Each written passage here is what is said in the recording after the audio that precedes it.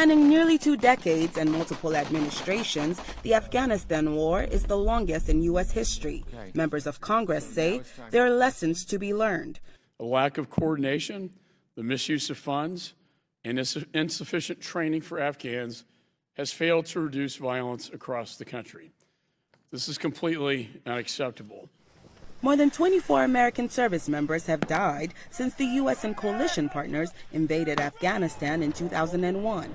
The conflict has cost Washington nearly $1 trillion. John Sopko, Inspector General of an independent government watchdog created by Congress to combat waste and abuse in the U.S. reconstruction effort in Afghanistan, told the House Foreign Affairs Committee on Wednesday a persistent incentive to lie about the progress on the ground hurt U.S. efforts in Afghanistan. You create from the bottom up an incentive because of short time frames. You're there for 6 months, 9 months, or a year to show success.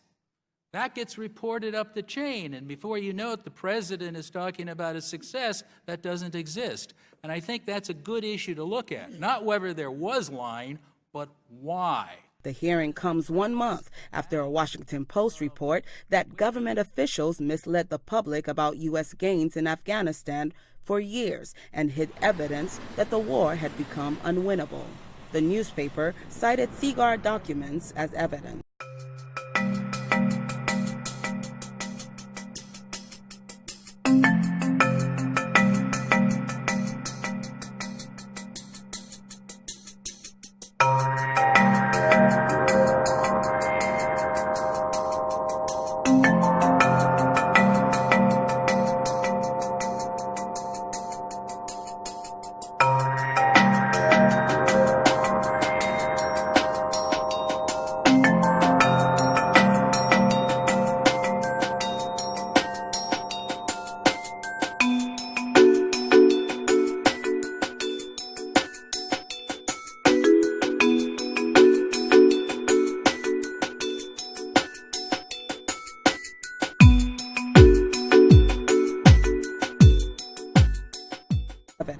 But Richard Boucher, who served as Assistant Secretary of State for South Asia during the Bush administration, says there was no deliberate deception. I think all of us tried to tell the truth in terms of what was going on in the war, the difficulties that we were facing, the difficulties of getting things done in a chaotic situation like the one in Afghanistan.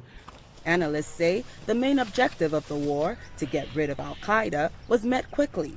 But flaws in the U.S. strategy to prevent resurgence of extremist groups slowed efforts in the region. The idea that if we just came up with a better plan, a better strategy, a better training program, that somehow we could create in Afghanistan the kind of government that we saw as competent, capable, and therefore capable of winning popular support and ensuring stability. I think that was partly based on an unrealistic view of the country and the people there and how it worked. Despite notable failures, experts say a rash exit from the region could lead to deadlier outcomes.